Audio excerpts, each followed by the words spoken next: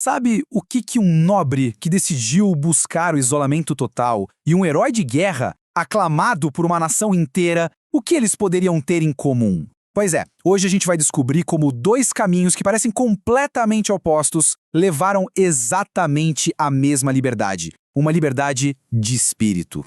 Pois é, hoje, dia 6 de novembro, é uma data que nos convida a uma viagem no tempo, sabe? A gente vai explorar a vida de duas pessoas que, mesmo vivendo em épocas tão distantes, acabaram encontrando a mesmíssima verdade. Aquela liberdade que só nasce de uma entrega total a Deus.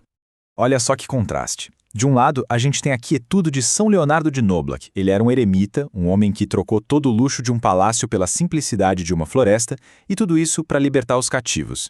E do outro lado, o barulho, o clamor das batalhas de São Nuno de Santa Maria. Ele foi o guerreiro que salvou uma nação inteira e que, bem no auge da sua glória, decidiu que precisava libertar a si mesmo.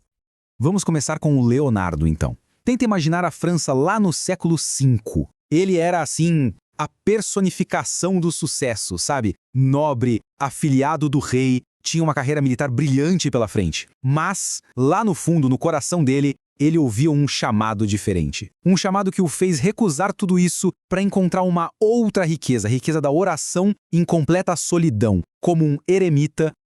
Agora, vamos dar um salto de quase 1000 anos no tempo. A gente vai parar em Portugal.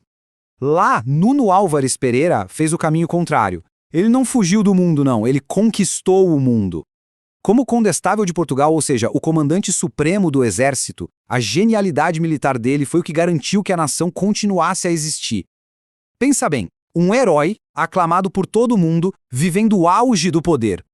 E é bem aqui, no auge da vida deles, que surge uma pergunta, né? Um rejeitou a glória, o outro abraçou com tudo.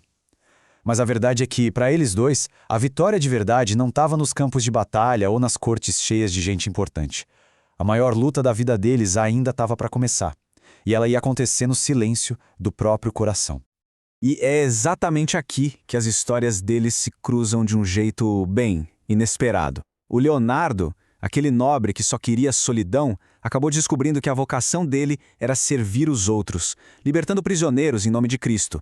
E o Nuno, o grande guerreiro vitorioso, ele encontrou uma paz que batalha nenhuma conseguiu dar para ele, não sentado num trono, mas de joelhos, no silêncio de um convento.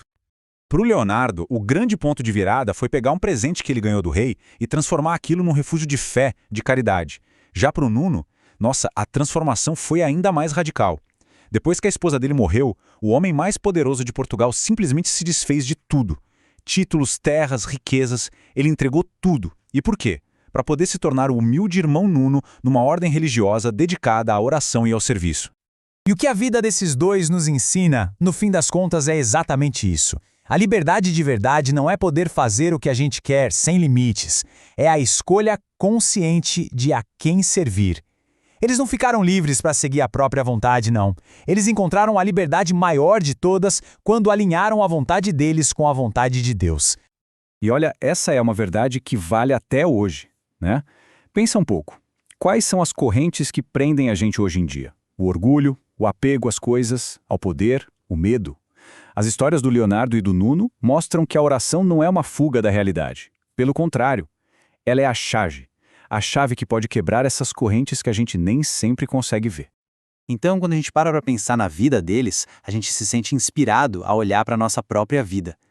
Que o exemplo desse eremita que virou servo e do guerreiro que virou monge nos dê força, sabe?